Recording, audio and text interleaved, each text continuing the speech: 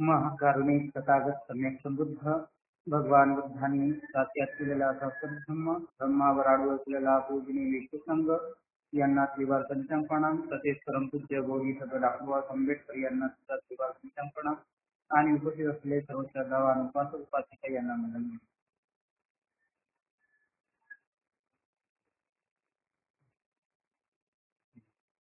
तर आजचा भाग आहे भिक्खू आणि उपासक.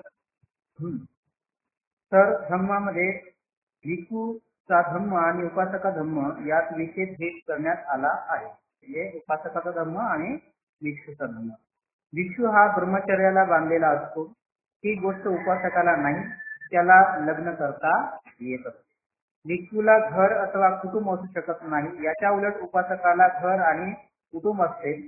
भिक्षूला मालमत्ता बागडता येते, भिक्षूला मालमत्ता बागडता येत नाही, उपासकाला ती ठेवता येते.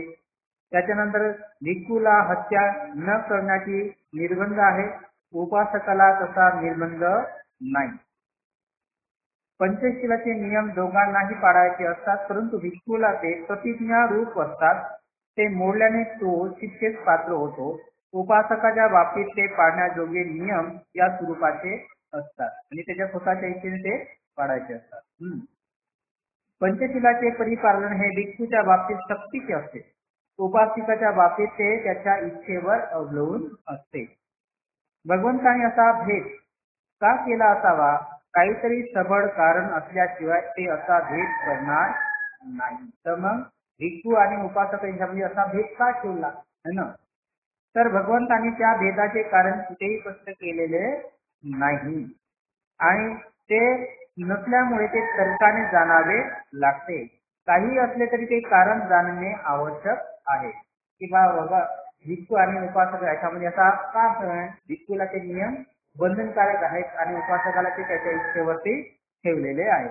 आपल्या धर्माच्या सायाने इहलोकी सदाचरणाचे राज्य स्थापन करावे असा भगवंताचा उद्देश होता, यात शंका नाही. म्हणूनच तर भगवंताने आपला धर्म भिक्षू अथवा उपासक असा भेद न करता सर्वांना शिकवला. परंतु भगवंतांना माहित होते की सामान्य माणसाला केवळ धर्म शिकवल्याने सदाचार आधारलेला आदर्श समाज निर्माण होणे शक्य नाही. केवळ त्यांना धर्म शिकवल्याने काही सदाचार निर्माण होणार नाही. हा आदर्श हा व्यवहारात असला पाहिजे है ना. एवढेच नव्हे तर तो व्यवहारात कसा आहे हे उदाहरणार्थ यथार्थ पटविले पाहिजे. तेव्हाच लोक त्याच्यासाठी झटतात आणि तो कृतीत उतरवण्यासाठी प्रयत्न करतात. तर ते एखादी गोष्ट फक्त सांगण्याने चांगलं होत नाही, तर ती तेव्हा ते कृती उतरली त्यातली म्हणजे लोकांना दिसलं, उदाहरण दिसलं तर तेव्हा ते चांगला म्हणतात है ना.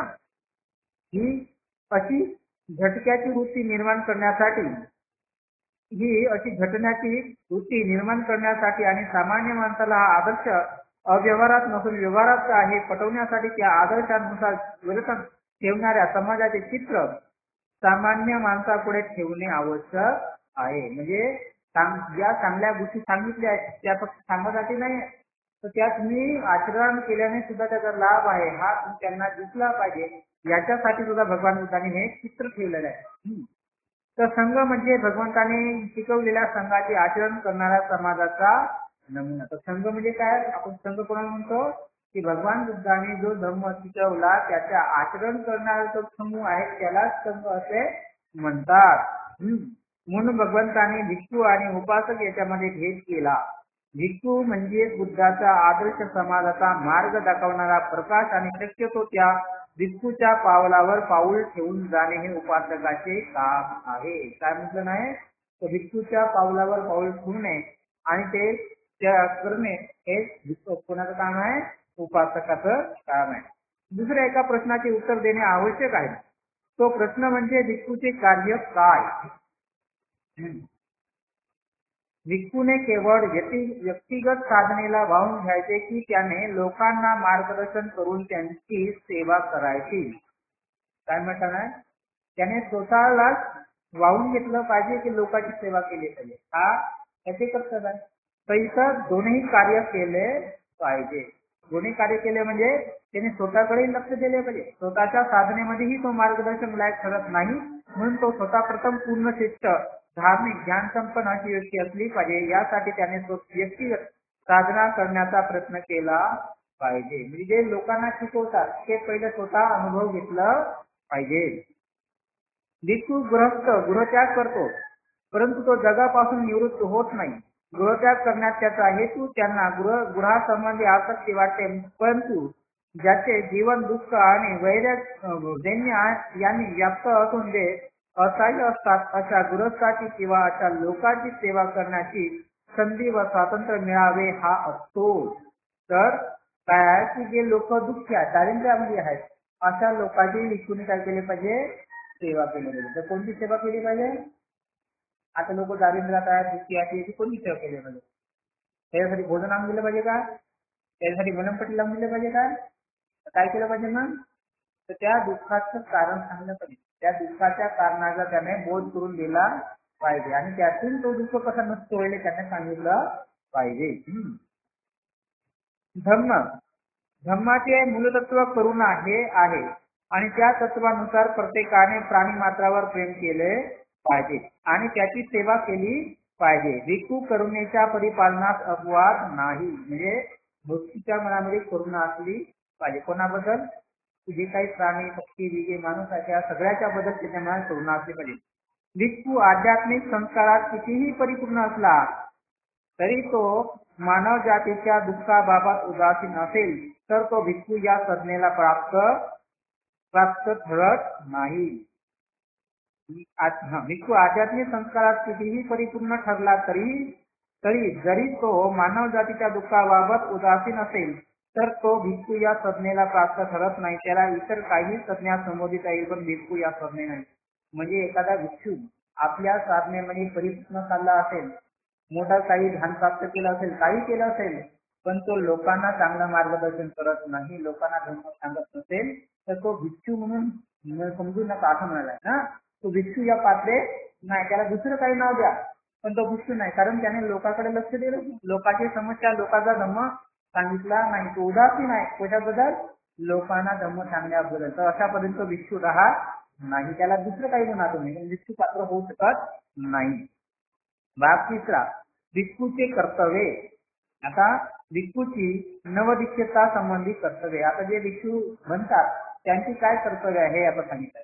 यश आणि त्याच्या 4 मित्राच्या धर्मांताची वार्ता सर्वत्र पसरली आणि त्याचा परिणाम असा झाला की देशातील श्रेष्ठ कुलातील आणि त्याहून कमी प्रतीच्या कुळातील उपासक भगवंताकडे त्याच्या धर्माची दिशा घेण्यासाठी आणि बुद्ध आणि त्याचा धर्म यांना शरण जाण्यासाठी आले. आता जेव्हा यश नावाचा जो मुलगा आहे याने भिक्खू बनला, यश कधी भिक्खू बनला कोणाला आठवत आहे? यशची धम्मदीक्षा केव्हा झाली? कोणता प्रसंग आहे तो? यश आठवतो का कोणाला? आठवतो काय? आठवतो ना? एका श्रीमंताचा मुलगा राहतो आहे ना, तो सकाळी पहाटे असा इकडे तिकडे गोंधळत राहतो, मी कुठं आलो आहे ना. पण हे जेव्हा त्याची दीक्षा झाल्याबरोबर काय त्याचे 4 मित्र सुद्धा काय झाले? दीक्षित झाले. आता 4 मित्र दीक्षित झाले म्हणजे सगळी वार्ता पसरली पाहिजे तिकडे. त्याला बघा एवढे श्रीमंत लोक, एवढा धनी व्यक्ती हा भिक्खू बनला, तर याच्यामध्ये काहीतरी आहे अशा पद्धतीने म्हणून लोकांमध्ये ती वार्ता पसरली आणि मग लोक काय झाले? भिक्खू बनायला लागले. आणि भिक्खू बनल्यानंतर मग त्याच्यासाठी श्रीमंत बनले, कनिष्ठ लोक बनले, गरीबही बनले, श्रीमंतही बनले. अशा पद्धतीने मग भिक्खू बनण्याची सगळ्यांना ओढ लागली. बुद्धाला शरण जाण्याची, धम्माला शरण जायची, संघाला शरण जायची, सगळ्यांना ओढ लागली. पुष्कळ लोक धम्मा समाधी मार्गदर्शनात त्याच्याकडे जाऊ लागले. यापैकी कित्येकांना व्यक्तिगत मार्गदर्शन करणे कठीण आहे हे भगवंतांना माहीत होते. म्हणून प्रतिदिन वाढणाऱ्या परिवर्जकाच्या संख्येला संघ या नावाने धार्मिक संप्रदाय करून देणे आवश्यक आहे. आता अशा पद्धती भगवान बुद्धाकडे खूप लोक यायचे आणि खूप लोक यानंतर भगवान बुद्धाला स्वतः धम्म सांगणे काय झालं? कठीण झालं. कारण किती लोक सांगता येईल आहे की नाही. म्हणून भगवान बुद्धाने काय केलं? संघ निर्माण केला, म्हणजे विश्व निर्माण केला. तिने जे शिकवलेलं आहे तुम्ही सुद्धा काय करा, लोकांना सांगा, तर लोकांना शिक्षण द्या, धम्म सांगा. अशा पद्धतीने भगवान बुद्धाने संघ हा निर्माण केला. संघ म्हणजे काय? विश्व निर्माण केले. तेव्हा प्रयोजकाचे संघाचे सदस्य बनून त्यांना शिस्त लावण्यासाठी विनय बनवण्यात आले आणि संघाच्या प्रत्येक सदस्याचे पाळणे आवश्यक केले. अशा पद्धतीने जेव्हा भगवान बुद्धाने संघ बनवला तर त्या संघाला सुद्धा नियम बनवले आणि ते नियम सुद्धा ते पाळलेही पाहिजे असं त्याने पाळणे आवश्यक होते. नंतर भगवंतांनी प्रत्येक शिष्याने भिक्खू होण्यासाठी ज्या 2 अवस्थेतून गेले पाहिजे त्या ठरवल्या. पहिली अवस्था म्हणजे शिष्याने परिवाजक होऊन कित्येक वर्ष एखाद्या व्यक्तीच्या नेतृत्वाखाली शिक्षण घेत राहिले आणि शिक्षणाच्या काळानंतर परीक्षण मंडळासमोर आपली करायची जिद्द करून आपल्या उपसंपदा द्यावी लागेल आणि उपसंपदा ग्रहण केल्यानंतर तो पूर्ण भिक्षू होईल आणि संघाचा सदस्य बनत अशा बनेल. तर अशा पद्धतीने 2 अवस्थातून तो भिक्षू बनतो. कोणत्या? पहिली अवस्था तो परिवाजक बनला पाहिजे आणि परिवाजक बनून तो एखाद्या भिक्षूच्या खाली म्हणजे शिकून एखाद्या भिक्षूच्या अंडरखाली शिकून त्याने धम्म शिकून घेतला पाहिजे आणि धम्म शिकून घेतल्यानंतर मग त्याची काय होईल उपसंपदा होत असते. जेव्हा इतर भिक्षू त्याला म्हणजे परवानगी देतात त्याचा तो उपसंपादित भिक्षू होतो. मग तो परिपूर्णता काय झाला भिक्षू झाला आणि भिक्षू झाल्यामुळे काय झाला तो संघाचा सदस्य झाला. धर्म परिवर्तनाच्या आरंभाच्या काळात अशी व्यवस्था करणे शक्य नव्हते म्हणून भगवंत परिवर्तकांना भिक्षूंना आपला धर्म स्वतंत्र प्रवृत्त करण्यासाठी धर्म दूत म्हणून पाठवित असत. तर भगवान बुद्धाला अशी व्यवस्था नसल्याने भगवान बुद्ध स्वतः धर्मदूत पाठवत असत आहे ना. आता धर्मदूत म्हणून पाठवताना भगवंत भिक्षूंना म्हणत भिक्खू मी सर्व प्रकारच्या मानवी आणि देवी बंधनापासून मुक्त झालो आहे. भिक्षू तुम्हीही अशा बंधनातून मुक्त आहात. आता तुम्ही भोजनाच्या हितासाठी भोजनाच्या कल्याणासाठी मानव जातीच्या अंकोपे देवाच्या आणि माणसाच्या हितासाठी सुखासाठी आणि कल्याणासाठी फिरत राहा. तर भगवान बुद्धांनी त्यांना जे देव म्हणजे लोकांना धर्मोपदेश देण्याचं सांगितलं. कारण मी आता काय झालो आहे या जगातून मुक्त झालो आहे. याला आता या संसारातून मुक्त झाला मला संसाराच्या कोणत्याही गोष्टी मला पकडू शकत नाही. तसंच तुम्हीही मुक्त व्हा आणि मुक्त झाले आहेत. तर अशा पद्धतीने मुक्त झाले तर आता काय करायचं तुम्हाला की तुम्ही सुद्धा काय करा आता बहुजनाच्या हितासाठी बहुजनाच्या सुखासाठी काय करा हा धर्माचा प्रचार आणि प्रसार करा. कोणीही एका बाजून जाऊ नका. तुम्ही वेगवेगळ्या दिशेने जा आणि जे मनुष्य आणि देवता आहेत त्यांच्या सुखासाठी तुम्ही हा धर्म त्यांना सांगा. अशा पद्धतीने भगवान बुद्धाने त्यांना सांगितलं. कारण त्या काळामध्ये काय होते भगवान बुद्धाच्या व्यतिरिक्त कोणी धर्म सांगणार नव्हता म्हणून मोजक्याच लोकांना ते भगवान बुद्धाने पहिल्यांदा सांगितलं. तर त्या काळामध्ये जे काही भगवान बुद्धाचा परिपूर्ण धर्म शिकला होता त्यांना भगवान बुद्धाने सांगितलं होतं कोणीही एकाच मार्गाने जाऊ नका. कारण त्यावेळी संख्या कमी होती. एका मार्गाने गेले काय एका मार्गाने गेलं तर जास्त लोक सांगेल काय नाही. म्हणून तुम्ही काय करा वेगवेगळ्या मार्गाने जा आणि जिथं प्रथम धर्म आणि त्याच्या कल्याणात प्रथम आणि अंतही असा धर्म आहे. म्हणजे सुरुवातीला सुखदायक आहे आणि शेवटी सुखदायक आहे असा धर्म तुम्ही त्यांना शिकवा. तो धर्म शिकवा पवित्र शुद्ध आणि परिपूर्ण असे श्रेष्ठ जीवन प्रकाशित करा. अशा पद्धतीने भगवान बुद्ध सांगितले. सर्व देशात जा आणि त्यांना धर्माची स्वीकार केला नाही त्यांना धर्माचा स्वीकार करण्यास शिकवा आणि दुःखाने दग्ध झालेल्या साऱ्या जगाला आपल्या धर्माच्या उपदेशाची ओळख करून द्या. अज्ञानी माणसांना ज्ञान द्या. तर अशा पद्धतीने ज्यांना धर्म माहीत नाही झाला त्यांना धर्म सांगा त्यांना धर्म शिकवा आणि तो धर्मामध्ये प्रकाशित जाऊ द्या आणि अज्ञानी असेल तर त्यांना अज्ञानातून त्याला बाहेर काढा. अशा पद्धतीने ज्या ठिकाणी महर्षी राजे आणि महर्षी राजश्री आणि ब्रह्मश्री वास करीतात आणि आपापल्या संप्रदायाचे फैलाव करीतात त्या ठिकाणी आपल्या त्यांना मता प्रभावित करा. तर अशा पद्धतीने जे काही राजे महाराजे आहेत किंवा जिथे महर्षी म्हणजे काही विद्वान लोक आहेत जे ऋषी मुनी सुद्धा आहेत अशा सगळ्या व्यक्तीला काय करा आपला धर्म सांगा. कशा सांगा त्याच्याशी वादविवाद करून त्यांना पटवून देण्याचा प्रयत्न करून तुम्ही त्यांना धर्म सांगा. एकटेच जा करुणामय अंतःकरणाने जा लोकांना बंधनमुक्त करा आणि त्यांना दीक्षा द्या. अशा पद्धतीने एकटेच जा त्यांना धर्म सांगा आणि करुणामय म्हणजे आपल्या मनामध्ये काय करा दया प्रेम अशी ठेवा आणि लोकांना त्यातून बंधनातून मुक्त करा आणि त्यांना दीक्षा द्या. अशा पद्धतीने म्हणून भगवंतांनी त्यांना असे सांगितले की धर्मदान हे सर्वात दानापेक्षा श्रेष्ठ दान आहे. धर्मदान काय आहे सर्व दानापेक्षा सर्वश्रेष्ठ दान आहे. धर्माचा आनंद कोणत्याही आनंदापेक्षा काय आहे श्रेष्ठ आहे. शेत सणाने बिघडते प्रजा द्वेषाने बिघडते म्हणून धर्माचे फळ फार मोठे आहे. शेत सणाने बिघडते प्रजा मोहाने बिघडते म्हणून धर्माचे फळ फार मोठे आहे. शेत सणाने बिघडते प्रजा गर्वाने बिघडते म्हणून धर्माचे फळ फार मोठे आहे. ते तणाने बिघडते तर प्रजा तुटणेनं बिघडते, म्हणून धम्माचे दान फार मोठे आहे. अशा रीतीने धम्माचा आदेश घेऊन 7 भिक्षू पश्चात सर्व देशात गेले आणि धम्म परिवर्तनासंबंधी काय करावे यासंबंधी भगवान बुद्धांनी त्यांना अधिक शिक्षण दिले. अशा पद्धतीने 60 लोक जे आहेत ते भगवान बुद्धाचा धम्म सांगण्यासाठी गेले त्या काळात आहे ना. अशा पद्धतीने आता दुसरे प्रकरण आहे. धम्मदीक्षा ही चमत्काराने करावायची नाही. म्हणजे धम्मदीक्षा देत असताना चमत्कार दाखवायचा, जादूटोणा दाखवायचा नाही. तो कोणता खेळ आहे? कोणता खेळ म्हणतात तो? खेळ दाखवतात ना. कोणता दाखवतो तो? असा आहे ना. असा खेळ दाखवून काय करायचा नाही. जादूटोणा किंवा देवीला खुशा वगैरे असे खेळावून काय दाखवायचे नाही, किंवा कोणाला चमत्कार सुद्धा दाखवायचं नाही ना. अशा पद्धतीने म्हटलं नाही. एकदा भगवान बुद्ध मल्ल्याच्या अनुपीय गावामध्ये राहत होते. तेव्हा एकदा आपल्या चिवर परिधान करून भिक्षा पात्र घेऊन त्या गावी ते गेले होते आणि एक दोन भगवंताने असा विचार केला, या सकाळच्या वेळेस अनुपीय गावात भिक्षेसाठी जाणे योग्य नाही. तेव्हा ज्या उद्यानात परिवाजक भगव राहत आहेत त्या ठिकाणी त्यांना जाऊन भेटले. आता मागचा प्रकरण नाही, मागच्या भागाचा भाग आहे, त्याचा थोडसा वेगळा आहे ना. तर हे भगवान बुद्ध काय अनुपीय गावामध्ये गेले. आता आपण लवकर आलो की विचारण्यासाठी असं भगवान बुद्धाला वाटलं. मग भगवान बुद्ध काय म्हटलं, आपण थोडा वेळ आपण काय करू, या परिवाजक आहेत भगव याच्या आश्रमामध्ये आपण जाऊ. अशा पद्धतीने भगवान बुद्धाने विचार केला आणि म्हणून त्या उद्यानामध्ये त्याच्याकडे गेले. आणि त्याच्याकडे गेल्यानंतर त्या भगवाने त्यांना पाहिलं आणि त्यांना उद्देश म्हणाले, भगवान यावे, आपले मी स्वागत करीत आहे. फार दिवसांनी आपण इकडे येत आहेत, इकडे या, आपण या आसनावर बसा, या सज्ज असलेल्या आसनावर आपण बसाव. अशा पद्धतीने म्हटल्यानंतर भगवान बुद्ध त्याच्या जाऊन बसले. त्याच्यानंतर तो भगवान बुद्धाच्या बाजूला शेजारी कनिष्ठ आसनावर जाऊन बसला आणि तो परिवाजक भगवान बुद्धाला विचारला. काय विचारलं त्याने?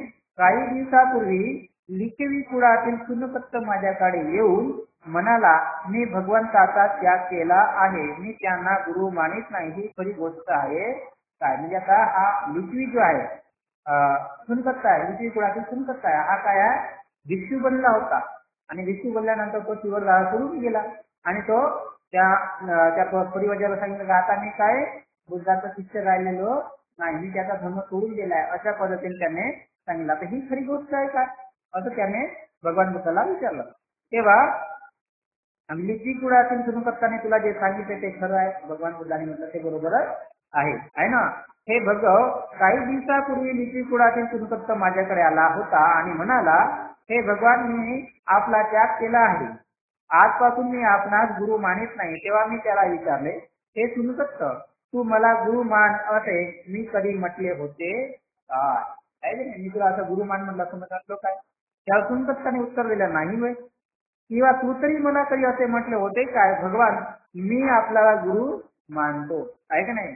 तर सुनकत्ता म्हणाला, नाही, मी असेही म्हटलेलं नाही. मग जर मी तुला सांगितले नाही आणि तूही तशी इच्छा प्रदर्शित केली नाही, तर मग मी तरी असा कोण आहे आणि तू तरी असा कोण आहे की तू माझ्या त्याग करण्याची गोष्ट करतो आहे? तर अशा पद्धतीने मी तुला म्हटलं नाही, तूही मला म्हटलेलं नाही, तर मग तू त्याग करतो करण्यासाठी आहे कोण? आहे की नाही? अशा पद्धतीने म्हटलं. तर मग पण भगवान, आपण सामान्य माणसापेक्षा काही अद्भुत चमत्कार करून मला दाखवलेला नाही. तर मग त्याचं म्हणणं काय होतं की तुम्ही मला काही चमत्कार करून दाखवलाच नाही आहे ना. अशा पद्धतीने मग सुनकत्ता, मी तुला कधी असे म्हटले होते का मी तुला अद्भुत चमत्कार करून दाखवतो, तू माझा शिष्य होईल? त्याने म्हटलं नाही. किंवा तू तरी मला म्हटलं होतं काय सामान्य माणसाच्या शक्तीच्या पलीकडे अद्भुत चमत्कार भगवान मला करून दाखवतील म्हणून मी त्याचा शिष्य होईल? तेव्हाही नाही. त्याने सुद्धा म्हटलं, नाही भगवान, जर मीही असे बोललो नाही आणि तूही असे बोलला नाही, तर मग माझा त्याग करण्याच्या गोष्टी बोलतोस त्याला अर्थ काय आहे? माणसाला अद्भुत चमत्कार करता येईल किंवा नाही हे सिद्ध करण्यासाठी मी आपला धम्म शिकवत नसतो. म्हणजे चमत्कार करण्यासाठी मला धम्म शिकवत नाही.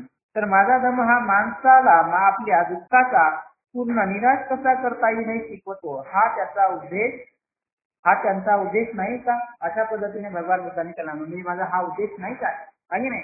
तर अद्भुत चमत्कार दाखवले जावोत अथवा न दाखवले जावोत तथागताचा धर्म उपदेश जो तथागताचा धर्मानुसार आचरण करतो तो आपल्या दुःखाचा नाश करू पाहतो हा आहे. तर भगवान बुद्धाचा उद्देश काय आहे की जे दुःख आहे त्या दुःखाचा नाश करून टाकणे. परंतु भगवान सुनकर्ता मला सारखा म्हणत राहिला वस्तुजात आरंभ कसा झाला हे भगवान मला सांगत नाही. आता वस्तुजात आरंभ होणे म्हणजे काय होणे? हा उत्पन्न होणे. कोणत्या वस्तू कशा कशा उत्पन्न झाले ते सांगणे है ना. तर हा अरे सुनकत्ता मी कधी असे म्हटले काय की ये आणि माझा शिष्य बन आणि मी तुला वस्तुजाताचा आरंभ पच्च करीन आहे की नाही. तेव्हा त्यांनी म्हटलं नाही भगवान तुम्ही म्हटलेलं नाही. किंवा तू तरी असे म्हटला होतास काय की वस्तुजाचा आरंभ कसा होतोय मला भगवान शिकवतील म्हणून मी त्यांना शिष्य बनतो असं तू तरी म्हटला होतास काय. तेव्हा त्यांनी म्हटलं नाही भगवान असे मी म्हटले नाही. मग तूही तसे म्हटले नाहीत आणि मीही तसे म्हटले नाही तर मग तू त्याग करण्याची भाषा बोलतोस याचा अर्थ काय.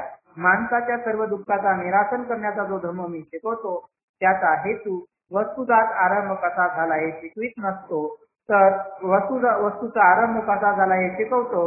अगर न शिकवतो दुःख निराशासाठी भगवान आपला धर्म शिकवित असतात. तर वस्तूचा उत्पन्न झाला किंवा नाही झाला याच्या काही महत्व देत नाही. तर माणसाला दुःखाचा अंत म्हणजे कसा होतो हे त्यांना शिकवतात आणि हाच धर्म आहे.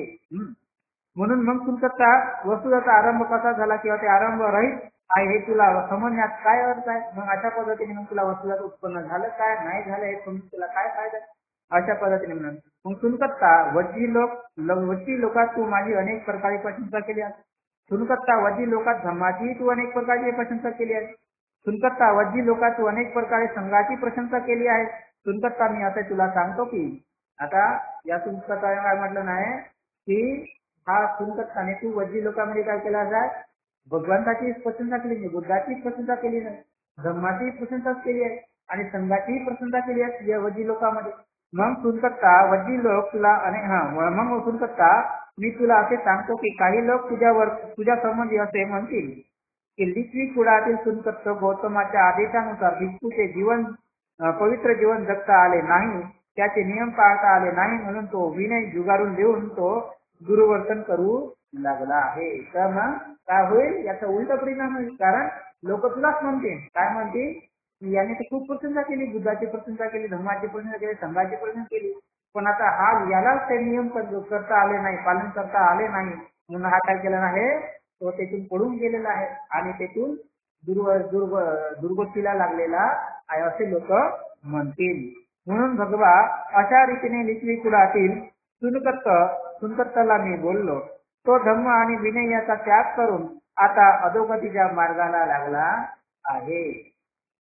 आणि सुनकत्ताने धम्म आणि बुद्धाचा विनय याचा त्याग केल्यावर तो लोकांना असे सांगू लागला की बुद्धाच्या प्रज्ञा आणि बोधीमध्ये काहीच देवी नाही आणि त्याने केवळ आपल्या बुद्धीच्या जोरावर असा एक वैयक्तिक सिद्धांत शोधून लावला आहे आणि तो प्रतिपादन आहे की ऐकणाऱ्याने आपले दुःख निवारणासाठी त्याचे परिपालन व आचरण करीत राहायचे त्यात देवी असे काहीही नाही. तर आपण फक्त लोकांना काय सांगतो की भगवान बुद्धाला काही देवी प्राप्त वगैरे असे काही गुण नाही आहे.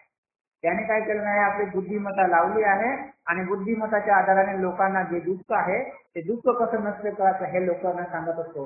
त्याच्यामध्ये देवी शक्ती अशी काहीही नाही अशा पद्धतीने तो लोकांना सांगतो. तर सुनकत्तीने अशा रीतीने बुद्धाची निंदा करण्याचा हेतू बुद्धाच्या सिद्धांताचा गूढ अथवा देवी असे काहीही नाही असे जे सांगत होते त्यात सत्यास होता.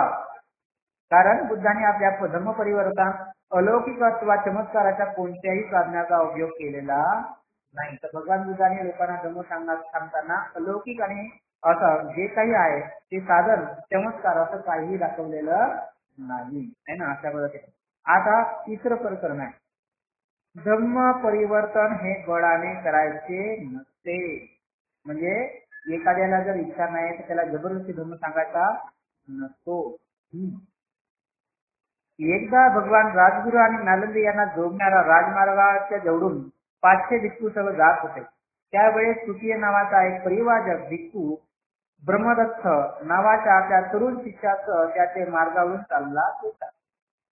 परिवाजक तृतीय बुद्ध धम्म आणि संघ याची निंदा करीत होता, परंतु त्याचा तरुण शिष्य ब्रह्मदत्त मात्र बुद्ध धम्म आणि संघ याची प्रशंसा करीत होता. अशा रीतीने गुरु आणि शिष्य परस्पराविरोधी मताचे प्रतिपादन करीत भगवान आणि त्याच्या भिक्खू मागून चालले होते. आता भगवान रात्र होताच अमलटिका उद्यानातील राजाने नेमलेल्या एका विश्रामगृहात आपल्या भिक्खू संघात थांबले. परिवाजक तृतीय व तरुण ब्रह्मदत्त तिथेच उतरले आणि तेथेही त्याने आपली चर्चा चालू केली. आता काय झालंय, भगवान बुद्ध नालंदा आणि राजगुरातून जोडणारा जो रस्ता आहे त्याच्याने जात होते. त्याच्यासोबत 500 भिक्खू होते भगवान बुद्धासोबत. आता भगवान बुद्ध हे पुढे पुढे चालले होते आणि त्याच्या पाठीपाठी गावचा हा सुदत्त नावाचा एक जो परिवाजक होता आणि त्याला एक शिष्य होता ब्रह्मदत्त नावाचा. ते हे सुद्धा त्याच्या पाठीपाठी मग जात होते. आता काही वाटलं असेल तर अशा पद्धतीने जात असताना काय झालं का हा तृतीय नावाचा जो परिवाजक आहे हा बुद्ध धम्म आणि याची संघ याची काय होता निंदा करत होता आणि त्याचा शिष्य काय होता ब्रह्मदत्त त्याची प्रशंसा करत होता. मग याच्या दोघांमध्ये गावठी चर्चा चालू होती सारखी है ना. अशा पद्धतीने हे भगवान बुद्धाच्या पाठीपाठी काय झाले चर्चा करत चालले. आता भगवान बुद्ध आता रात्र झाल्यामुळे भगवान बुद्ध काय केलं की ते अमलटिका नावाचं एक उद्यान आहे त्याच्यामध्ये भगवान बुद्ध त्या उद्यानामध्ये थांबले. भगवान बुद्ध थांबले, भगवान बुद्धाचे शिष्यही सुद्धा थांबले. आता ते रात्र झाल्यामुळे ते सुद्धा सुती आणि ब्रह्मदत्त हा सुद्धा काय आहे आपल्या शिष्याला घेऊन तिथंच थांबला. तर अशा पद्धतीने थांबल्यानंतर आता त्यांची चर्चा काय चालूच आहे. थांबल्यावरही चर्चा चालू आहे. तर एवढी चर्चा चालू आहे तर उलट काय झाली पहाटे झाली. तर ते जेव्हा पहाटे झाली तर काय चर्चा चालूच आहे. आता पहाटे झाल्यानंतर काही दिवशी पहाटे उठतात आणि सभागृहात जाऊन बसले तिथं बोलताना ते सुफी आणि ब्राह्मण याच्याकडे भाषणाची चर्चा चालू झाली. आता हे भिक्खू पहाटेला उठले आणि पहाटेला उठल्यानंतर काय झालं की तिथं हे जे चर्चा करत आणि यांचाच विषय भिक्खू म्हणजे काय झाला त्याच्यावर एक सभागृह होतं. तर सगळे लोक जाऊन तिथं काहीतरी चर्चा करण्यासाठी किंवा धम्मश्रवण करण्यासाठी बसायचे. अशा पद्धतीनं गेल्यानंतर काय झालं की हे भिक्खू लोक काय करायचे त्यांचीच चर्चा चालू होती. कोणाची सुभद्र आणि ब्रह्मदत्त यांची सुद्धा अशा पद्धतीने शिष्य काय करताय प्रशंसा करताय आणि त्याच्या गुरु काय करताय निंदा करताय. अशा पद्धतीने चालले. आता भगवान बुद्धाने त्याचा भाषणाचा रोज कोणाकडे हे जाणतात भगवान बुद्ध सुद्धा तिथे सभागृहामध्ये आले. आता भिक्खू लोकांचं काय चालू आहे हे सुद्धा जण भगवान बुद्ध सभागृहामध्ये आले आणि त्याच्यासाठी बसलेले एका चटईवर बसले म्हणजे आसन भगवान बुद्धासाठी बसले आणि त्यानंतर त्यांनी भिक्खूंना विचारले की तुम्ही कशा संबंधी बोलत आहात आहे ना आणि त्याच्या संभाषणाचा विषय काय आहे. भिक्खूंनी सर्व सांगताना भगवानचं म्हणाले त्या भिक्खूंनी सर्व सांगितलं काय चालू आहे ते आहे ना. तर अशा पद्धतीने भिक्खूंनो भगवान बुद्ध त्यांना सांगतात भिक्खूंनो कोणीही संघाविषयी मनुष्य माझ्या विरुद्धही ब्रह्माविरुद्ध अथवा संघा विरुद्धही बोलू लागला तरी तुम्ही त्याच्या संबंधी मनात कोणत्याही प्रकारचे द्वेष धरता कामा नये. म्हणजे संघाच्या बाहेरचा व्यक्ती जो कोणी असेल तो माझ्याबद्दल म्हणत असेल म्हणजे बुद्धाबद्दल बोलत असेल धर्माबद्दल बोलत असेल संघाबद्दल बोलतही असेल तर तुम्ही त्याच्याविषयी राग पकडू नका क्रोध पकडू नका. असे कोणी बोलू लागले आणि जर तुम्ही दुखावल्या गेले होऊन तर रागावून जाल आणि तुमचा राग तुमच्या आत्मविजयाचा आड येईल. म्हणजे तुम्हाला काय होईल तर तुम्ही त्याच्याबद्दल तुम्ही रागवल्यानंतर काय होईल तुमचं मन संतुलन बिघडून जाईल आणि मग तुमचा काय होईल आत्मविजय होणार नाही. म्हणजे तुमचं मन समाधान जाणार नाही. आणि अशा पद्धतीने जेव्हा इतर लोक तुमच्या विरुद्ध बोलतात त्यावेळी तुमच्या रागावलात आणि कशी झालात तर बोलणाऱ्याचे शब्द कितपत योग्य आहेत अथवा अयोग्य आहेत हे तुम्हाला कसे कळणार. म्हणजे आपण जेव्हा रागावलो तेव्हा आपल्याला कोण चुकीचं बोलताय कोण काय बोलताय हे आपल्याला समजणार नाही. कोण चांगलं बोलताय कोण वाईट बोलताय हे आपल्याला समजता येणार नाही. त्याचं परीक्षण करता येणार नाही. म्हणून भिक्खू म्हणाले भगवान मग आम्ही कोदाविष्ट झालो तर दुसऱ्याच्या भाषणाची योगायोग आम्हाला ठरता येणार नाही ही खरी गोष्ट आहे. बघा भिक्खूने काय म्हटलं नाही की बरोबर आहे म्हणतात आम्ही जर पवित्र झालो तर दुसरा चांगला बोलता का वाईट बोलताय हे आपल्याला काय समजणार नाही. त्याचा निर्णय आपल्याला लावता येणार नाही. मग भगवान बुद्धांनी पुढे म्हणाले संघाबाहेर लोक माझ्या संबंधी धर्मासंबंधी आणि संघासंबंधी कमीपणा जाणणारे शुद्ध बोलू लागले तरी तुम्ही म्हणावे की अमित गोष्ट आमच्या संघात अथवा आमच्यात नाही अशा रीतीने त्यांना स्पष्ट शब्दात खोटे अथवा चुकीचे आहे ते व्यवस्थितपणे त्यांना दाखवून द्यावं लागत. म्हणजे कुठलाही व्यक्ती जर काही बोलत असेल तर तुम्ही त्याला रागावून न देता ते चुकीचं आहे का चांगलं आहे हे तुम्ही त्याला स्पष्टपणे दाखवलं पाहिजे. त्यांच्यामध्ये गोष्ट आहे ना त्यांच्यामध्ये नाही असं. मग भिक्खू परंतु संघाबाहेर लोक जेव्हा माझी प्रशंसा करतील, आता कसं चुकी म्हणजे कमी म्हणजे काही कमीपणा दाखवलं, चुकीचंही बोललं तरीही कसं, आणि काही लोक प्रशंसा केली तरी काही संघाच्या बाहेर लोकांनी बुद्धाची प्रशंसा केली, धम्माची प्रशंसा केली, संघाची प्रशंसा केली, तरी तुम्ही त्यांना काय म्हणावे की प्रशंसा करणारा आवाजची असा म्हणेल की हिंसा करत नाही. श्रमण गौतम जी हिंसेपासून दूर राहतात, ते दंड आणि तलवार हातात धरत पकडत नाही किंवा दंड जागड त्यापासून त्यांना लाज वाटते आणि करुणा असून ते सर्व जीवमात्रावरती मेहती करतात आणि ज्याचे धर्म परिवर्तन झालेले नाही त्याचा अशा सर्व प्रकारचे त्यांना म्हणजे चांगला धर्म सांगतात. अशा पद्धतीने भगवान बुद्ध काय करतील, भगवान बुद्धाची प्रशंसा करतील किंवा असंही म्हणतील न दिलेले धर्माचे कोणी घेत नाही, व्रत पालन करतात, त्यांनी लोक सोडला तेव्हा तो दिलेला घेत नाही किंवा आपल्या गरजा आहेत तेवढा तो घेत असतो, असा त्याने त्यांच्या मनामध्ये एक चांगल्या गोष्टी असा आहे. आणि शुद्ध जीवन आणि शुद्ध हजराने ते आपले जीवन व्यतीत करतात असेही म्हणतील किंवा ते असेही म्हणतील संघाबाहेर व्यक्ती ती प्रश्न करताना असेही म्हणेल की व्यभिचार करण्यापासून गौतम ब्रह्मचर्या पाळत असतो, संगोप आणि सामान्य माणसाच्या क्रियापासून तो दूर राहत असतो है ना. तो प्रशंसा करणारा कदाचित असेही म्हणेल श्रमण गौतम असत्य भाषण करीत नाही, खोटे बोलण्याचा आपल्याला स्पर्श होऊ देत नाही, तो सत्य बोलतो, तो सत्यापासून विचलित होत नाही, तो इतरांना इमान दाखतो, विश्वसनीय आहे, दिलेला शब्द तो पाळतो, अशा पद्धतीने सुद्धा प्रशंसा करतील. ती प्रशंसा करणारा कदाचित असाही म्हणेल श्रमण गौतम निंदाजक शब्द उच्चारत नाही, निंदेचा त्याने त्याग केला आहे, जो इथे येतो तिथल्या तिथे लोकांना भांडण करण्यासाठी तो सांगत नाही. आणि अशा रीतीने भिक्खूंना एकत्र करण्यात, मित्र असेल त्याचे मैत्री अधिक उदृढ करण्यात आपले जीवन करतो आणि शांतता निर्माण करतो. शांत प्रेमी आहे, शांतीच्या मनापासून इच्छा धरणारा आहे, त्याच्या योग्याने शांती वाढते असा शब्द सुद्धा प्रशंसा करतील. किंवा तो असाही म्हणून श्रमण गौतम उत्तम भाषणाचा त्याग केला आहे, त्याच्या मुखातून कठोर शब्द येत नाही, निर्दोष आणि सुव्यक्त व ललित व हृदयाला जाऊन मिळणारे असे आनंददायक तो शब्द बोलत असतो, लोकांना प्रेम बुद्धिगत व्हावे असे शब्द तो बोलतो असेही म्हणतील.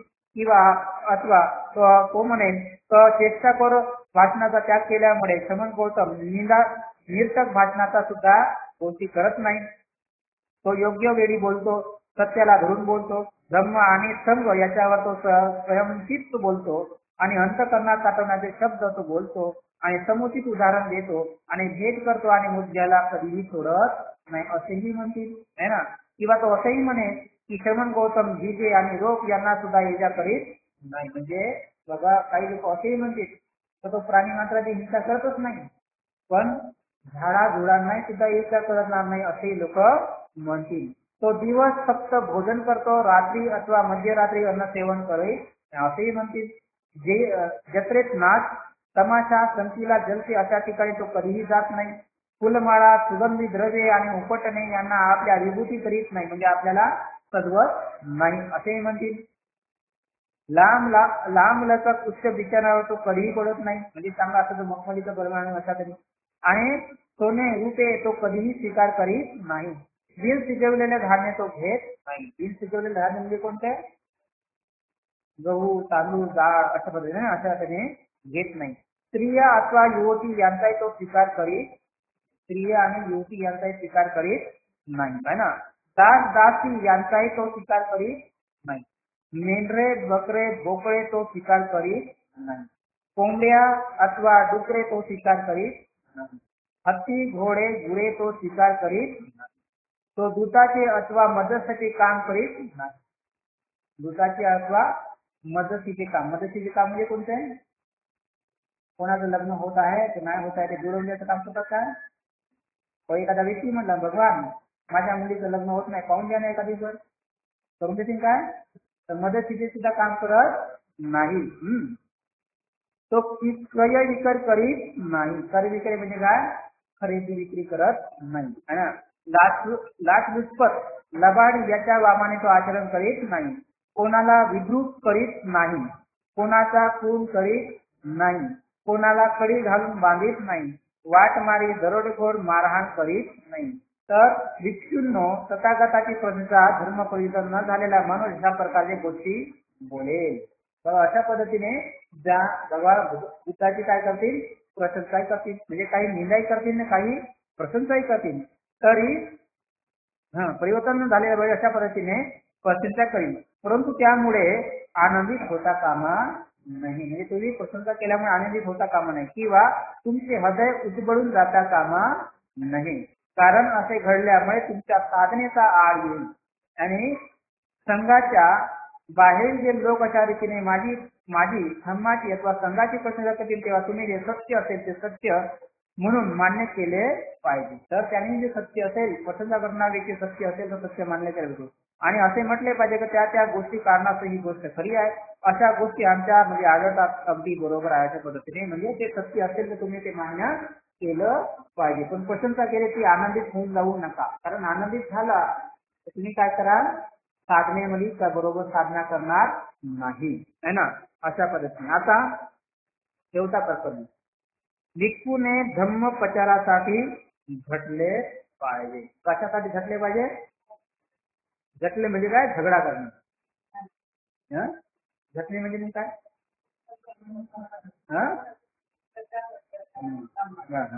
तर भिक्खूंना उद्देशून भगवंत एकदा म्हणाले, भिक्खू मी जगाशी भांडत नाही. काय म्हटलं नाही, मी जगाशी भांडत नाही, परंतु जग माझ्याशीच भांडते. सत्याचा शिक्षक जगाशी कोणाशी भांडत नाही. भंतीजी कोणाशी भांडते? भांडत नाही का? दान एवढंच दिलं आहे ना. पण भगवान बुद्ध कोणाशी भांडत नाही. भिक्षू भांडत का? नाही भांडत. ठीक आहे, तर मग कोणा भिक्षू कोण भांडते? उपासक असतात, आहे ना. असं आहे का, ते तसं आहे का, तसं आहे काय ना. तर भगवान बुद्ध इथे सांगतात मी कोणाशी भांडत नाही, जपच माझ्याशी भांड. आता एवढा मोठा बुद्ध बनलेला आहे, राजघरात जन्मलेला आहे, त्याला कोणत्याच गोष्टीची सवय नाही आहे, कोणत्याही गोष्टीची गरज नाही, सगळ्या गोष्टी त्यागून गेलेल्या आहे. अशा माणसाची लोक झगडत असतील, भांडत असतील तर सामान्य दृष्टीतून भांडणार नाही का, आहे की नाही. तर इथं म्हणतात मी कोणाशी भांडत नाही, जो सत्याचा शिक्षक आहे तो कोणाशी भांडत नाही. भगवंत आम्ही स्वतःला वीर असे समजतो, तर आम्ही कोणत्या प्रकारचे वीर आहोत. तर आता इथं भगवान म्हणतात की आपण सर्व काय वीर आहात. तर कोणत्या प्रकारचे वीर म्हणजे काय, योद्धा. तर भिक्खू हो आम्ही संग्राम करतो. संग्राम म्हणजे काय, युद्ध करतो. म्हणून आम्ही वीर आहोत. आता भिक्खू कोणाशी युद्ध करतो? तलवार आहे का त्याच्या हातात? शस्त्र आहे काय? बंदूक आहे काय? नाही.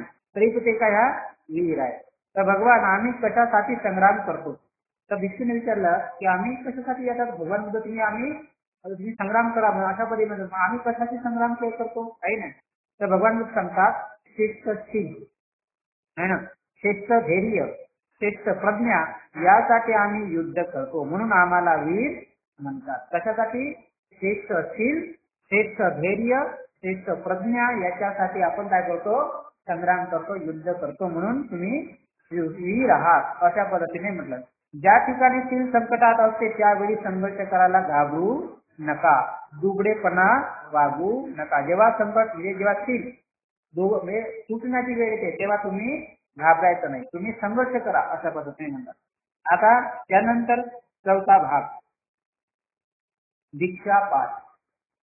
भिक्खू आणि उपासक याच्यामध्ये दीक्षा पाठ म्हणजे दीक्षा संबंधित भाव. तर संघ ही सुसंघटित संस्था असून त्याचे सभासत्व सर्वांना मोकळे नव्हते. तर संघ काय आहे, सभासद असून त्याचे सभासत्व सर्वांना मोकळे नाही. केवळ परिवाचक स्वीकारल्याने परिवाचकाला संघाचा सभासद लाभत नसे, तर उपसंपदा स्वीकारल्यानंतर परिवाचक सभासद बनत असते. म्हणजे आता संघ कोण आहे, भिक्खूचा संघ आहे. तर सर्वांसाठी संघाचा सभासद बनता येत नाही. कोणाला बनता येते, तो पहिल्यांदा परिवाचक बनला. तर परिवाचक बनल्याने संघाचा सदस्य बनत नाही.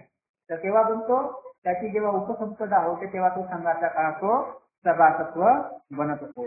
संघ ही स्वतंत्र संस्था होती, संस्थापकावरती अवलंबून नव्हती. म्हणजे जे भगवान बुद्धाची संघ आहे तो संस्था ही संस्था होती, है ना. संघ ही काय आहे, संस्था होती, पण त्याला संस्थापकावर अवलंबून नव्हती. तर संस्थापक कोण होते, कोण होते संघाचे संस्थापक? मोठे गोष्टी कुठे आहे, भगवान बुद्ध होते ना. भगवान बुद्धाने संघ निर्माण केला ना, ते संस्थापक होते. पण भगवान बुद्धाने आपल्या कोणत्याही त्याच्यावर अवलंबून ठेवलेलं आपलं अधिपत्य त्याच्यावर ठेवलेलं नाही. म्हणजे मी सांगतो तसं बघा तर भगवान बुद्धांनी म्हटलेलं नाही. मग ती स्वायत्व संस्था असून आपल्या आवडेल त्याला सभासत्व देऊ शके. विधिया नियमाला अनुसरून ती कोणाचेही सभासत्व हिरून घेऊ शके. आता ती ज्यांना चांगलं जे आहे तो व्यक्तीला सभासत्व द्यायची आणि जो त्या नियमाचं उल्लंघन केल्याने त्याला सभासदातून बाहेर सुद्धा काढतो. हा संघ निर्माण करतो. हा निर्णय कोण घेत का? बुद्ध घेत होते का? नाही, तर तो संघ निर्णय घेत होता. म्हणून भिक्खूला उपासकाशी जोडणारे एकच बंधन म्हणजे भिक्षा है ना. उपासकाला संघाशी जोडायचं काम म्हणजे भिक्षूला जोडायचं काम, भिक्षू आणि संघाशी जोडायचं काम कोणतं आहे? भिक्षा आहे ना. म्हणून भिक्षू हा भिक्षेवर अवलंबून असे. भिक्षा घालणारा म्हणजे उपासक. उपासकाची सुसंघटित अशी व्यवस्था नव्हती. उपासकाची अशी संघटना वगैरे नव्हती. तर संघात कोणाला प्रवेश देताना संघ दीक्षा हा समारंभ करावा लागे. आता इथं काय झाली, संघामध्ये जर कोणी द्यायचं असेल तर त्याची संघाची दीक्षा देत होती आहे ना. त्याला दीक्षा ही समारंभ ठेवला होता. संघ दीक्षेमध्ये संघ प्रवेश त्याचप्रमाणे धम्म प्रवेश या दोनाचाही अंतर्भाव होईल. तर या संघ दीक्षेमध्ये काय आहे? संघ प्रवेश आणि धम्म प्रवेश सुद्धा होत असे. परंतु धम्म प्रवेश हवा असेल परंतु संघ प्रवेश हवायचा नसेल त्याच्याविषयी वेगळा धम्म दीक्षा नसेल. आता एखाद्याला धर्म प्रवेश पाहिजे पण त्याला संघ प्रवेश पाहिजे असासाठी कोणतीही दीक्षा समारंभ ठेवलेला नव्हता. त्याला फक्त केवळ धम्मच पाहिजे पण त्याला संघ नाही पाहिजे अशासाठी कोणतीही दीक्षा ठेवलेली नव्हती. कोणत्याही त्याच्याबद्दल काय प्रवेश केला नव्हता.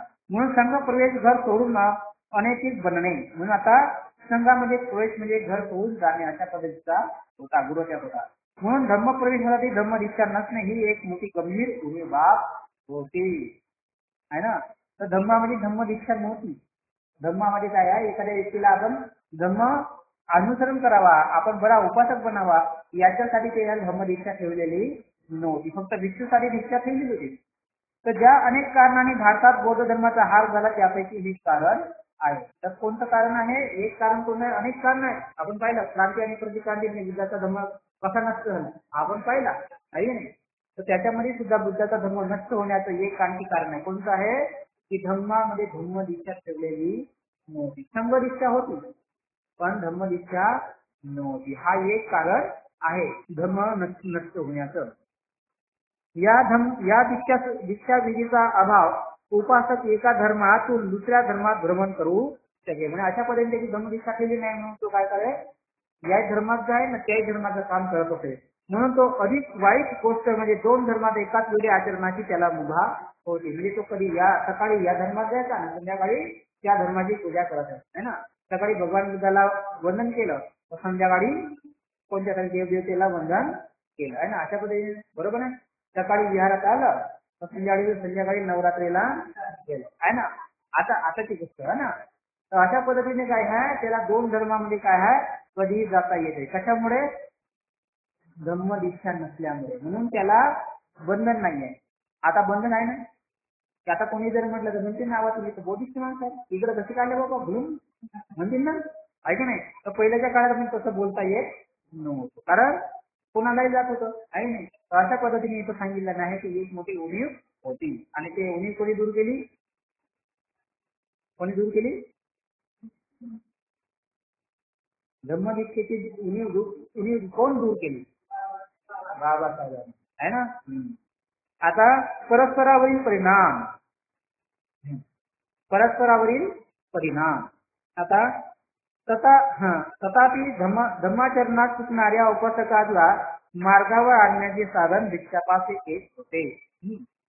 तर या संबंधी अनुत्तर निकायामध्ये नियम लक्षात घेण्याजोगे आहे. या नियमावरून भिक्षूने दुर्वर्तन अथवा दुराचरण केल्यास तत्संबंधी दुसऱ्या भिक्षूकडे तक्रार करण्याचा उपासकाला सर्वसामान्य अधिकार होता. अशी तक्रार बुद्धाकडे आल्यावर त्याने ती पडताळून पाहिल्यावर विनय पिटकातील संबंधी नियमाला कृती जोडून अशा प्रकारचे आचरण संघाविरुद्ध केलेला अपराध त्याला सदरात समजले. विनय पिटक हे दुसरे तिसरे काही नसून उपासकाने केलेला तक्रारीचा योग्य न्याय देण्याचे साधन आहे. भिक्षू आणि उपासक याच्यामध्ये संबंध अशा प्रकारचा होता. तर एखादा भिक्षू आहे तो चारिका करण्यासाठी जातो, कुठेही जातो, काही करतो, तो काहीतरी तो चुका करत असेल तर त्या चुका जर केल्या तर काय करायचा? उपासक की हे चुकलेलं आहे आणि तो दुसऱ्या भिक्षूला काय करायचा, जाऊन सांगायचा. तर अशा पद्धतीने जाऊन सांगितल्यानंतर ते अशा पद्धतीने दुर्वर्तन केलं नाही, चुकीचं वर्तन केलं नाही, असं पण दुसऱ्या भिक्षूला चांगला, तर तो भिक्षू मग त्या संघामध्ये जाऊन सांगायचा किंवा तिथे मग बुद्धापर्यंत सुद्धा काही लोक येऊन सांगायचे. मग बुद्ध मग त्याची ते पाहायचं ते खरी बोललं आहे का खोटं बोललं आहे, काय करणं आहे, त्यांनी चूक केली की नाही चूक केली, अशा पद्धतीने मग संघ तिथं निरीक्षण परीक्षण करायचा आणि खरोखर ज्याने जर चूक केली असेल तर मग त्याला काय करायचे, शिक्षा द्यायची. तर अशा पद्धतीचं याच्यासाठी ते विनय बनवले गेले होते. हे विनय म्हणजे विनयपीठ म्हणजे दुसरं काही नाही, तर भिक्षू त्याबद्दल उपासकाने तक्रार केलेले आहे त्यालाच विनयपीठक अशा पद्धतीने म्हटले. पण आता तक्रार म्हणजे कोणती, त्या एका भिक्षूने जर काही चुकीचं केलं नसेल तर ते बुद्धाला जाऊ शकत होते. मग बुद्ध त्याच्यावर ते नियम बनवत होते ते काय बनवत होते. मग ते नियम बनवल्यानंतर काय करायचं, संघ त्याला काय करायचं, ते शिक्षा द्यायची. तर अशा पद्धतीने मग काय करायचा, याला विनयपीठक अशा पद्धतीने बनत गेलेलं आहे ना. आता त्याच्यानंतर भिक्खूचा धम्म आणि उपासकाचा धम्म. आता हाही भाग तिथं मागच्या जाता आहे ना. भिक्खूचा धम्म आणि उपासकाचा धम्म. बौद्ध धर्माचे काही टीकाकार बौद्ध धर्म हा धर्मच नव्हे असे म्हणतात.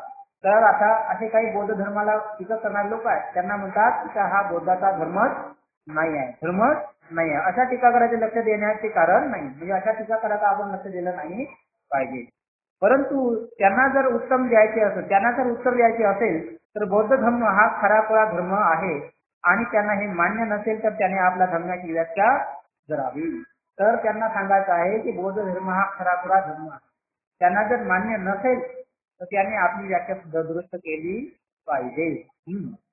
दुसरे टीकाकार या थरापर्यंत जात नाही. ते असे म्हणतात की बौद्ध धर्म हा केवळ भिक्खूंनी पाळायचा धर्म आहे. आता दुसरी असे टीकाकार असतात तर त्यांना त्यांचं म्हणणं काय राहते की बौद्ध धर्म म्हणजे काय आहे, भिक्खूसाठीच आहे अशा पद्धतीने म्हणतात. म्हणून सामान्य माणसाची त्याच्या संबंध नाही. बौद्ध धर्माने सामान्य माणसाला आपल्या परिसराच्या बाहेर ठेवले आहे. तर अशा पद्धतीने सामान्य लोकांची सुद्धा काय आहे, टीका करतात की हा बौद्धाचा धर्म काय भिक्षूसाठीच आहे, तो सामान्य माणसाला त्याच्यापासून दूर ठेवले अशीही टीका करत असतात. जसे आपण म्हणतो ना हे बंदुकीसाठीच आहे, आपल्यासाठी नाही आहे म्हणतो ना, काही गोष्टी आहे ना असा. तर असेही सुद्धा काही लोक असतात. तर भगवान बुद्धाच्या संवादात भिक्षूचा उल्लेख इतका वारंवार आढळतो की बौद्ध धर्म हा केवळ भिक्षूचा धर्म होय या टीकेला होता. तर भगवान बुद्धाचे जेवढे काही प्रवचन दिसतात जास्तीत जास्त तिथं भिक्षूला देताना दिसतात भगवान बुद्ध आहे ना. म्हणून बऱ्याचशा लोकांना वाटतं की हे भगवान बुद्धाने भिक्षूसाठी सांगितलं गेलं आहे ना अशा. म्हणून हा विषय अधिक स्पष्ट करणे जरुरीचं आहे. भिक्षूचा आणि उपासकाचा धर्म समान होता काय, किंवा भिक्षूला बंधनकारक असा धर्माचा एक भाग असून तो उपासकाला बंधनकारक नाही अशी वस्तुस्थिती आहे काय. म्हणजे भिक्षूला बंधनकारक आहे ना उपासकाला बंधनकारक नाही अशी सुद्धा आहे काय, हे सुद्धा पाहिलं पाहिजे. तर भगवान बुद्धाने आपले प्रवचने केवळ भिक्षू संघाला उद्देशून केली आहेत म्हणून ती केवळ त्याच्यासाठीच आहेत, उपासकासाठी नाहीत. परंतु असे समजण्याचे कारण नाही. भगवान बुद्धाने जे शिकवले ते दोघांनाही लागू पडते. म्हणजे ते भिक्षूसाठी प्रवचन दिलं असेल तर ते उपासकाला लागू पडत राहत असते. म्हणून पंचशील, अष्टांगिक आणि 10 दशपारमिता याचा उपदेश करताना बुद्धाच्या मनात उपासक होते. तर पंचशील असो, अष्टशील असो की 10 शील असो, हे किंवा 10 पारमिता असो, हे शिकवत असताना भगवान बुद्धाने त्या मनात कोण होते, भिक्षूही होते आणि उपासकही होते. त्या स्त्रीच्या स्वरूपावरून लक्षात येण्याजोगी गोष्ट आहे, ते सिद्ध करण्याच्या कुठल्याही विवेचनाची जरूरत नाही. तर अशा पद्धतीने या गोष्टीवरून आपल्याला समजून येते की पंचशीलही सुद्धा बुद्धाला लागू म्हणजे भिक्षूला लागू पडते आणि उपासकाला पडते. अष्टांगिक मार्ग सुद्धा बुद्धाला भिक्षूला लागू पडते आणि उपासकाला. पारमिता सुद्धा उपासकासाठी आहेत आणि भिक्षूसाठी आहेत. या गुण आपल्या लक्षात मिळते की बुद्धाचा धर्म हा उपासकासाठी आहे आणि भिक्षूसाठीही आहे. ज्यांनी गृहत्याग केला नाही, जे क्रियाशील गृहस्थ जीवन जगत आहेत, त्यांना पंचशील, अष्टांगिक आणि पारमिता अत्यंत आवश्यक आहे. आणि गृहत्याग केलेल्या म्हणजे क्रियाशील गृहस्थी जीवनापासून दूर असलेल्या अशा भिक्षूंना हातून या स्त्रीचे उल्लंघन होणे संभवनीय नाही. ते संभवनीय आहे गृहस्थाच्या बाबतीत. तर अशा पद्धतीने हे पंचशील, अष्टांगिक मार्ग आणि पारमिता हे गृहस्थासाठीही लागू पडत आहे आणि भिक्षूसाठी आहे. गृहस्थासाठी काय आहे तर ते त्यांना त्याच्या इच्छेनुसार आहे, त्यांना पाळत आहे. पण ते भिक्षूसाठी काय आहे बंधनकारक आहे. तर भगवान बुद्धाने आपल्या धम्मोपदेशाचा प्रारंभ केला तेव्हा प्राधान्याने उपासकाचा उद्देशून असला पाहिजे. जेव्हा भगवान बुद्ध धम्मोपदेश करत होते तेव्हा उपासकाला हे उद्देशून ते बोलत होते. तथापि इकडे तर्कावर विसंबून राहण्याची आवश्यकता नाही. बौद्ध धर्मावर टीकेचे खंडन करण्याला प्रत्यक्ष पुरावाही आहे. तर मग अशा पद्धतीने टीकेवाल्याकडे लक्ष देण्यात काही अर्थ नाही, कारण इथं आपल्याला त्या टीकेवरती खंडन करण्याचे सुद्धा उल्लेख आहे, पुरावा आहे. म्हणून त्याबाबत खालील प्रवचनाकडे लक्ष द्यावे. एकदा भगवान बुद्ध श्रावस्ती येथे अनाथपिंडकाच्या जेतवनामध्ये राहत होते. त्याच असताना धार्मिक आणि इतर 5 उपासक त्याच्याकडे गेले. धार्मिक आणि त्याचे इतर उपासक भगवान बुद्धाकडे गेले. अभिवादन केल्यानंतर धार्मिक बाजूला आसनावर बसला आणि भगवंताला उद्देशून म्हणाला, भगवान, गृहत्याग करणारे भिक्षू आणि गृहस्थ उपासक या दोघांचीही प्रगती करणारा आचार कोणता? म्हणजे भिक्षूची प्रगती होत असते आणि उपासकाची प्रगती होते असे कोणत्या गोष्टी आहेत अशा पद्धतीने विचारलं. इथे भिक्षूसह बसलेल्या उपासकाला ते मोक्षदायी सत्य ऐकू द्या. आता इथं जे भिक्षू आहे त्यांनाही या गोष्टी ऐकू द्या अशा पद्धतीने, उपासकांनाही त्या गोष्टी ऐकू द्या अशा पद्धतीने म्हटलं. भगवान म्हणाले, एका भिक्षू कान देऊ नका आणि सांगितलेल्या नियमाचे पालन करा. अशा पद्धतीने आता हे प्रवचन आहे कोणासाठी होतं? धम्मिकासाठी होतं. पण भगवान बुद्ध काय म्हणतात की आता हे भगवान बुद्ध धम्मिकाला सांगतात, त्याच्या उपासकाला सांगतात. पण भगवान बुद्ध कोणाला म्हणतात? भिक्षूंना कान देऊ नये का. आता भिक्षूने तुम्ही ऐका अशा पद्धतीने म्हणतात. आता दुपार झाल्यानंतर भिक्षेसाठी परिभ्रमण करू नका, है ना. आणि त्याच्या पूर्वी योग्य आपली भिक्षा गोळा करा. अवेळी येणारा अतिथी पाशात गुरफटतो. काय म्हटलं नाही की भिक्षा दुपारच्या अगोदर जे काही भिक्षा मागायची आहे तुम्ही ती मागून घेतली पाहिजे. भिक्षाटनासाठी तुम्ही दुपारच्या नंतर जाऊ नका. भिक्षा ग्रहण सुद्धा घेऊ नका दुपारच्या नंतर, ना. त्याच्या अगोदर तुम्ही केलं पाहिजे. जसं एखादा पाहुणा जर उशिरा आला तर त्याला काय भेटते? एखादा पाहुणा जर उशिरा आला तर त्याला काय भेटते? प्रसाद भेटते ना, आहे की नाही. दुसरं काय भेटते काय? तुम्ही जेवण केलं, जेवण संपल्यानंतर सगळ्याचं जेवण झालं, तो आला पाहुणा, काय भेटते मग त्याला? तुझलं भेटते, आहे की नाही. त्या रस्त्यामध्ये काहीच नाही राहत, आहे ना. अशा पद्धतीनं म्हणलं आहे भगवान की जो कोणी पाहुणा आहे अवेळी येणारा अतिथी पाशात गुरफटतो, म्हणजे त्याला काहीच भेटत नाही, आहे ना. अशा पद्धती तर अन्न भिक्षा मागण्यापूर्वी रूप, गंध, शब्द, रुची आणि स्पर्श या संबंधी आसक्तीला आपल्या मनात काढून टाका. म्हणजे जे काही आपण भिक्षाटनासाठी जातो त्याच्यावेळी रूप जे असेल, गंध जरी असेल तर या सगळ्या काही पंचेंद्रियाचे जे विषय आहेत या सगळ्या गोष्टी आपल्या मनातून काढून टाकलं पाहिजे. भिक्षा मिळताच त्यांनी एकटेच ती मागे फिरा आणि एकटेच बसून अविचलित म्हणजे बाह्य पदार्थामागे न धावता अशा स्थिर चित्ताने म्हणजे भिक्षा भेटल्यानंतर तुम्ही मागं फिरा आणि एकटंच जेवण करत असता, है ना. तुमच्यासोबत कोणी असं तर ठीक आहे, उपासक नाही बरं भिक्षू, है ना. तर तुम्ही धर्मशील लोकांशी बोलताना म्हणजे उपासकाशी बोलताना हे भिक्षू भाषणाचा विषय हा धम्मच असू द्या. बाकीच्या गोष्टी बोलू नका, आहे ना. या गावाला जायचं त्या गावाला जायचं असं काय बोलायचं नाही, आहे ना. भिक्षा आपली राहती खोली, बिछाना, पाणी ही केवळ साधने आहेत. त्याहून त्यांना अधिक महत्व देऊ नका. आता जे काही तुमची राहायची खोली आहे त्याच्यामध्ये जे काही बिछाना असेल, पाणी असेल किंवा स्नान असेल हे केवळ साधन आहे. तर त्याच्यावरती अधिक महत्व द्यायचं नाही. त्याला आणखी जी साधी तुझी आहे तशीच राहिली पाहिजे. त्याला सांगायचं नाही तर इथे फ्लोरिंग करून दे, इथे लाईटिंग करून दे, आहे नाही. इथं पाणी बरोबर येत नाही, आणून दे, आहे. म्हणजे ते साधन म्हणा फक्त आपल्याला तात्पुरती आहे असं मानलं पाहिजे, प्रमाण म्हणायचं नाही ना. या गोष्टीचा केवळ साधन म्हणून अनासक्ती उपयोग करणारा भिक्षुक हा कमलदल ज्याप्रमाणे पाण्याच्या थेंबाने कलंकित होत नाही त्याप्रमाणे सदर असाच भिक्षुक कलंकित होत नाही. जो व्यक्ती अशा पद्धतीने जे साधनाला साधन म्हणत नाही, म्हणजे साधनाला आपले अधिकार म्हणत नाही, केवळ ते आपल्याला उपयोगासाठी आहेत एवढंच मानतो, असा तो भिक्षा असो, काही पदार्थ असो, ती कोणतीही खोली असतो ते मानत असतो असा भिक्षू निष्कलंक राहत असतो. आणि कशा पद्धतीने राहत असतो, जसं कमळाचं फुल कमळाच्या पाण्यापासून दूर राहतो, त्याला स्पष्ट सुद्धा निष्कलंकापासून दूर राहतो, तशाच पद्धतीने आपण निष्कलंक राहिलं पाहिजे. आता उपासकांना प्रगती पथावर नेणारा आचरणासंबंधी निरोध. आता भगवान बुद्धाने या भिक्षूबद्दल काही गोष्टी सांगितल्या. आता उपासकाबद्दल काही गोष्टी भगवान बुद्ध सांगतात. हत्या करू नका, मृत्यूची शिक्षा देऊ नका, कत्तल करण्याची आज्ञा देऊ नका, सबळ दुर्बळ कोणत्याही प्रकारच्या प्राणी हिंसा करू नका, प्राणी मात्रावरती दया करा. कोणीही उपासकाने बहुधा चोरी करू नये, चोरी करण्याची आज्ञा करू नये, दुसरे देतील तेवढे घ्यावे. त्याच्यानंतर उपभोगाची अनिगणित समजून त्यापासून दूर राहा. ब्रह्मचर्य शक्य झाले नाही तर निदान कोणत्याही विवाहित परिस्थितीची व्यभिचार करू नका. राजगुरी अथवा शेवाट्यावर थांबू नका, तिथे खोटे भाषण करण्याचा प्रोत्साहन देऊ नका, तसे देण्याची अनुज्ञा देऊ नका, हा निर्बंध बाळा. मद्यपान करू नका, दुसऱ्यांना मद्य पाजू नका, मद्यपानाच्या रममायाची अनुज्ञा देऊ नका, निर्बंध सदैव पाळा. मद्यपानाचा मनुष्य कसा अवमत होतो हे लक्षात ठेवा. हे 5 शील त्यांना सांगितले गेले.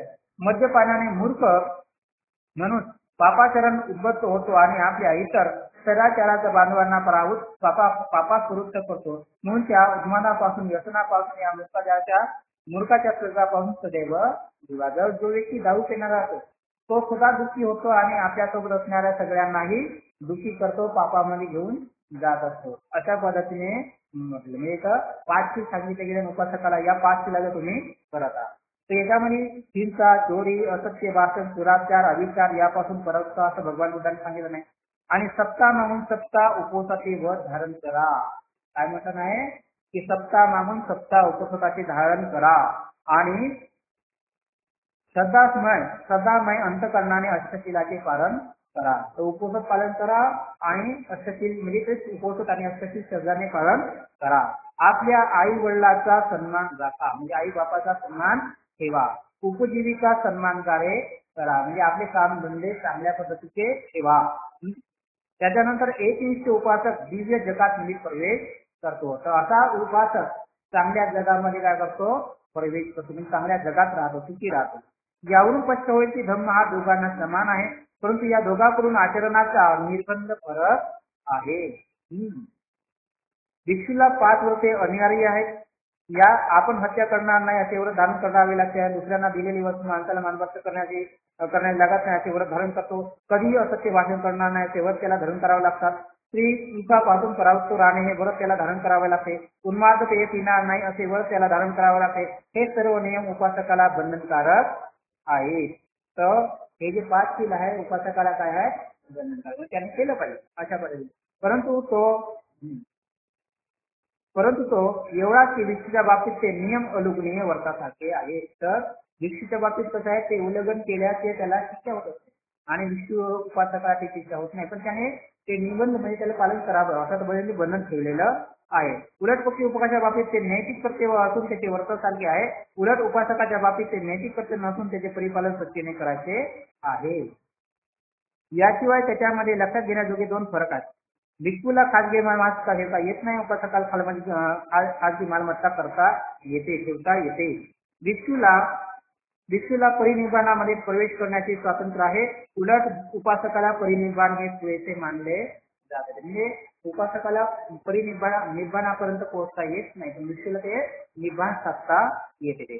तर भिक्षू आणि उपासक याच्यामध्ये भेद हा आता साम्य आहे. तथापि धम्म हा दोघांनाही समान आहे. तर अशा पद्धतीने धम्म काय आहे, दोघांनाही समान आहे. अशा पद्धतीने उपासक आणि भिक्षू याच्यामध्ये काय आहे, फरक आहे.